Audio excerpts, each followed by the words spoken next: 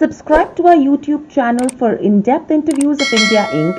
and press the bell icon so that you do not miss our updates.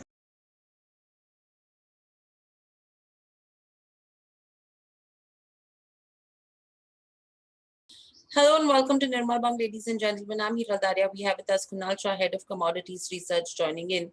Kunal, welcome to the show. My first question coming to you is with the recent announcement where the Dalian Commodity Exchange has come out and said that they will raise trading limits, margins for some iron ore futures contracts from next trading day. And they've warned that risk amid fluctuations in iron ore, coking coal, and coke future prices. What do you make of this announcement?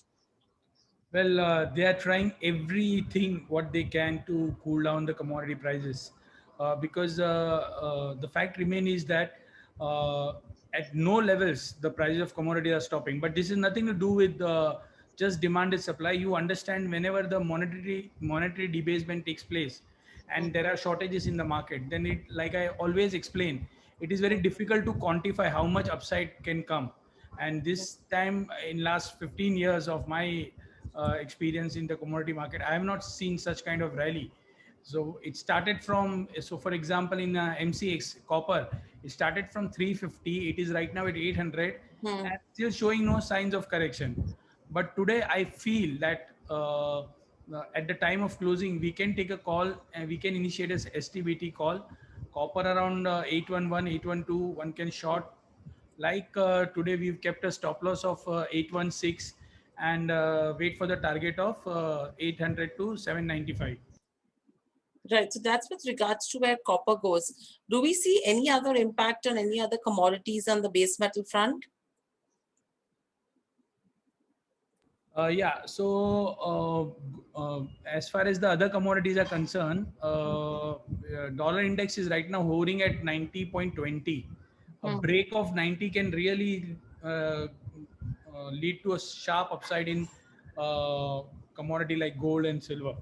So I continue to remain bullish on this gold and silver. What happened on Friday? The data came and the data was very bullish, but instead of moving up, prices went down.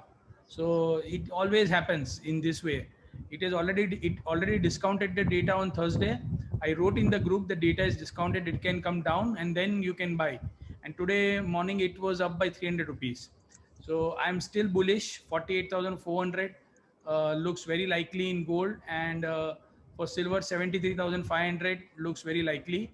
But the fact is that fundamentals, like I said, gold and silver still can go up, but the other commodity, because of the news what we saw in China, can witness profit taking, can witness some correction. So industrial metals, I would recommend to sell the rallies with a stop loss of today's high, and you can initiate a short position. Right. And what would your view be, Kunal, with regards to where Brent crude is concerned right now? Well, very difficult to take a call in such kind of market where no fundamentals are working. Just liquidity driven rally keeps it's going on. So my personal sense is that not to go long.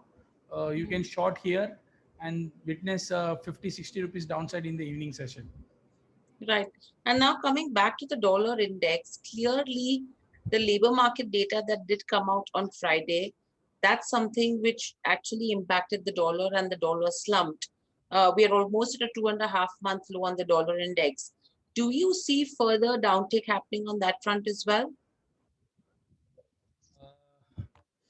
I think the dollar index can remain under pressure for some more time, and below 90, I think a strong chance of it hitting 89, 50, 89. So 90 is a psychological hurdle, and if it is reaching, then we can see a sharp downside. So just wait and watch today. Okay.